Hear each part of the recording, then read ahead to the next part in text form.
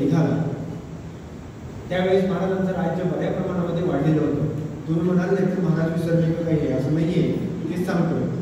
तर तो दक्षिणेच्या दिशेने आला, रायगडावरती आला कविभूषण. आणि रायगडावरती आल्यानंतर रायगड जर तुम्ही कोणी पाहिला असेल तर तुमच्या लक्षात येईल की जे वाडेश्वराचं मंदिर आहे आणि जगदीश्वराचंही मंदिर आहे. वाडेश्वर वेगळा, जगदीश्वर वेगळा. कुशावर्धन तलावाच्या तिथे तो वाडेश्वर आणि जे मोठं मंदिर आहे ते जगदीश्वराचं मंदिर, शंकराचं मंदिर आहे. त्या मंदिराच्या बाहेरच्या प्रांगणामध्ये तो आला कविभूषण. त्याची व्यवस्था केली आपले तिथले जे लोक होते गडावरचे त्यांनी, आणि त्याला महाराजांचं दर्शन घ्यायचं होतं. तर कोणीतरी सांगितलं की उद्याच महाराज येतील, ज्यावेळेस दर्शन आला त्यावेळेस तो महाराजांचं दर्शन घेऊ शकतो. आणि तो कविभूषण त्या ओऱ्यांमध्ये वगैरे व्यवस्था केली होती की तिथे राहिला.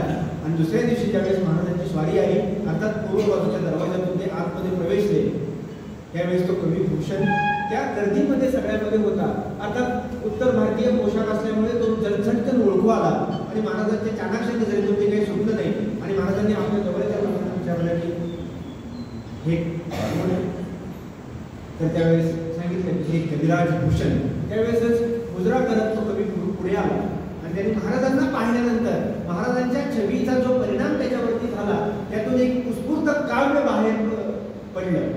राजापूरची गंगा प्रगट व्हावी ना तसं ते काव्य प्रगट झालं. राजापूरची गंगा माहिती ते नेहमी नसते, कधीतरी एकदम अचानक प्रगट होतं. ते राजापूरची गंगा अचानक प्रगट व्हावी तसं काव्य त्या कविभूषणाच्या तोंडातून बाहेर पडलं. इंद्रजिनी जृंभकर बाळकसह अंबकर रावणसह धम्मकर रघुकुल राज है, पवन बारीक बाह पर शंभुरती नाह पर जो सहस बाह पर राम तुझ राज है, तवागुण दंड पर चितामुख झुंड पर भूषण वितुंड पर जैसे मृग राज है, तेजतम अंश पर कर्णजिनी कंस पर जो म्लेच्छ वंश पर शेर शिवराज है, शेर शिवराज है, शेर शिवराज है, शेर शिवराज है.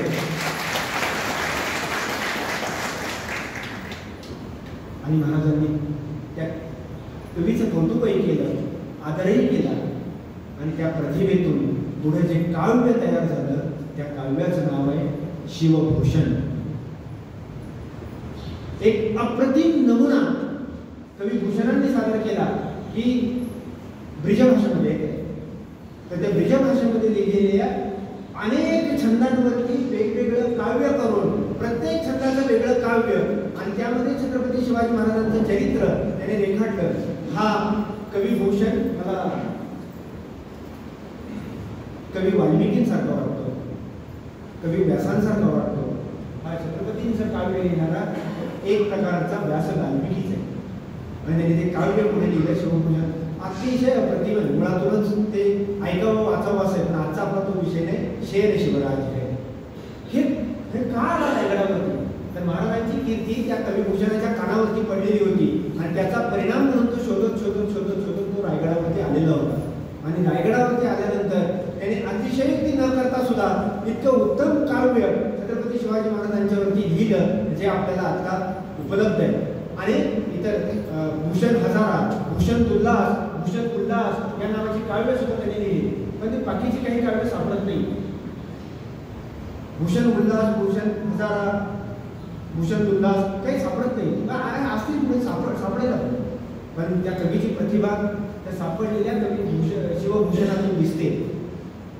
शिवाजी महाराजांनी तर ज्या परिस्थितीतून कार्य सुरू केलं ती परिस्थिती अत्यंत अवघड होती.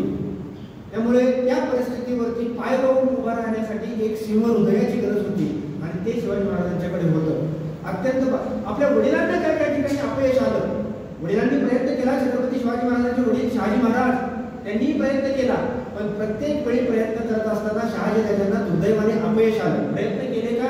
तर प्रयत्न केले. त्या प्रयत्नामध्ये एका प्रयत्नामध्ये तर त्यांनी पुणे, आता जे पुणे आहे ना, तर ते पुणे स्वतंत्र केलेलं होतं. पण ते स्वतंत्र केलेलं पुणे दुर्दैवाने आदिलशहाचाच एक सरदार रायाराव नावाचा तो त्या पुण्यावरती पाठवला आणि पुणे बेचिराग केलं. पुण्याची राखरांगोळी केली आणि ही शब्दशः नाही, अक्षरशः राखरांगोळी केली. पुण्यामध्ये लोखंडी पहार ठोकली आणि त्या पहारेला तुटकी वाहन लावली आणि त्या पुण्यावरती गाढवाचा नांगर फिरवला. पुण्याची मसनवाट झाली. का सांगतो, अगोदरची परिस्थिती इतकी भयानक परिस्थिती आहे. आणि या पार्श्वभूमीवरती एखाद्या गडद कागदावरती, काळ्या कागदावरती तुम्हाला जर चित्र काढायचं असेल ना, तर तुम्हाला फार अवघड काम आहे. तो काळा कागद काय आहे, तो अगदी 2-3 मिनिटांमध्ये सांगणार आहे. इतक्या वर्ष मेंढ्यांनी जो काही राज्यकारभार इथे केला होता, तो राज्यकारभार हा सोयीचा मुळीच नव्हता. ज्याच्या नोंदी आहेत त्याप्रमाणे सांगतोय की काही प्रदेश या मोगली आक्रमणांमुळे आणि मोगली कत्तलीमुळे निर्मनुष्य झाला होता. माणसंच नाही, माणसं जोडली नाही. गुलामी, अत्याचार, भर दिवसा घरदारं पेटवली जात होती, बायका मुली पळवल्या जात होत्या, पुरुषांना नेऊन गुलाम म्हणून विकलं जात होतं. अशी परिस्थिती सगळी हिंदुस्थानभर होती. आणि अशा परिस्थितीमध्ये शहाजी महाराजांनी पराक्रम केला, पण पुणे स्वतंत्र केलं, पण त्यांच्या वाट्याला आले ही अवस्था. आणि अशा वेळी जिजाऊसाहेब बरोबर होत्या आणि शिवनेरीवरती त्यांना पाठवलं. शिवनेरी त्यावेळेस स्वराज्यात नाही, आदिलशाहीच्या ताब्यात आहे. पण तिथले जे सरदार आहेत, विजयराज सिद्धोजी विश्वासराव हे नातलग आहेत, त्यांच्याकडे जिजाऊसाहेबांना ठेवलं. म्हणजे शिवाजी महाराजांचा जन्म जरी शिवनेरी किल्ल्यावरती झाला असला तरी सुद्धा तो किल्ला त्यावेळेस शहाजी महाराजांच्या ताब्यात नाही. स्वतंत्र असल्याचा तर प्रश्नच नाही, पण शहाजी महाराजांच्या ताब्यात सुद्धा नाही.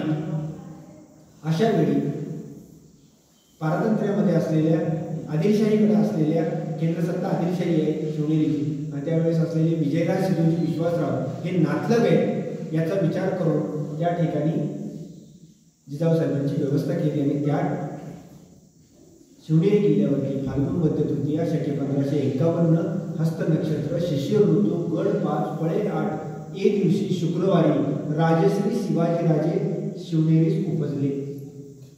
ही जेथे शकवलीतली नोंद. शिवाजी महाराजांच्या 3 कुंडल्या पण सापडलेल्या आहेत.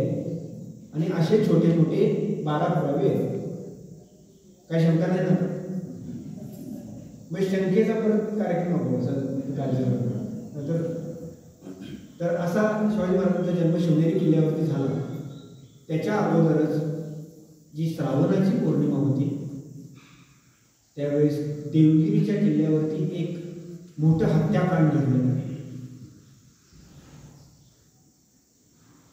देवगिरी किल्ला निजामशाहच्या ताब्यात होता. दरबार भरलेला होता. समोर निजामशाह बसलेले आहे आणि त्या दरबारामध्ये त्याच दरबाराचे जे सरदार आहेत त्यांना बोलावून पाठवण्यात आलं. त्या सरदाराचं नाव आहे लक्ष्मीराव जाधव आणि त्यांची मुलं. त्या सगळ्यांना दरबारामध्ये बोलवलं. दरबारामध्ये आल्यानंतर तोडीसाद केला लक्ष्मीराव जाधव आणि त्यांच्या मुलांनी आणि निजामशाह उठून गेला. उठून निजामशाह गेला हा संकेत होता बाकीच्या लोकांना. आणि बाकी सगळे जे मारेकरी होते ते एकदम लखोजीराव जाधव आणि त्यांच्या मुलांवरती तुटून पडले. आणि भर दरबारामध्ये 4ही लोक जाधवरावांचे रक्ताच्या थारोळ्यामध्ये पडले आणि मृत्युमुखी तर पडले. अगोदरची गोष्ट सांगतो. हा देवगिरी किल्ला म्हणजे यादवांची राजधानी. मी उलट्या दिशेने चालते मुद्दा. 12व्या शतकापर्यंत यादवांची राजधानी राहिलेला हा देवगिरी किल्ला. हेच यादव पुढच्या काळामध्ये जाधव झाले आणि त्याच जाधवांचं हत्याकांड देवगिरीच्या त्याच किल्ल्यामध्ये झालं. एकेकाळची याच घराण्याची राजधानी. एकेकाळी सम्राट असलेले हे लोक पारतंत्र्यामुळे कुठली अवस्था आली. इतकंच नाही तर या पारतंत्र्याचा परिणाम इतका. आपण स्वातंत्र्यामध्ये आहोत याच्या झळा आपल्याला कधीही लागलेला नाहीये. फार फार तर आपल्याला एकचं जेवण 2नं मिळाले याच्यापेक्षा जास्त कष्ट आपल्या आयुष्यात आलेले नाही. बरोबर ना? आणि तेही का तर भूक नाही म्हणून. सध्या भूक नाही तासाने बघूया म्हणून. पण हे अतिशय माहिती आहे. मुंडक्यांचे कत्तल केल्यानंतर मुंडक्यांचे दुतर्फा मिनार रचलेले आहेत. फक्त मुंडकी धड नाही. मुंडक्यावर मुंडकी रचायची आणि त्याचे मिनार रचायचे आणि त्याचा आनंद साजरा करायचा.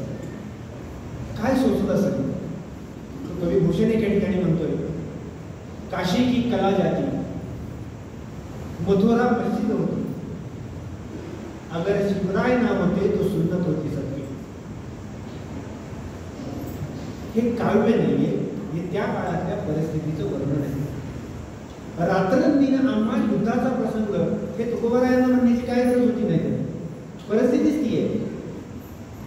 पहिले ते हरिकथा निरूपण म्हटल्या, दुसरे ते राजकारण. हरिकथा निरूपण का, तर माझा मुख्य प्रांत अध्यात्मच आहे म्हणून समर्थ म्हणतायत की पहिले ते हरिकथा निरूपण, दुसरे ते राजकारण. ते जर कळालं नाही ना तर आपण असंच पारतंत्र्यामध्ये राहू, गुलामीमध्ये राहू, हा संदेश येतो. आणि हे सगळं इतकं भयानक असताना या काळ्या अभिन्न पार्श्वभूमीवरती छत्रपती शिवाजी महाराजांचा जन्म होतोय. त्यावेळी ते छत्रपती नाही, पण आपल्याकडे शिवाजी महाराजांचं म्हटलं की लगेच भावना दुखवतात. काय दुखवायची गरज नाही. महाराजांचा जन्म शिवनेरी किल्ल्यावरती झाला आणि लहान वयामध्ये त्यांनी आपला प्रारंभ केलेला आहे.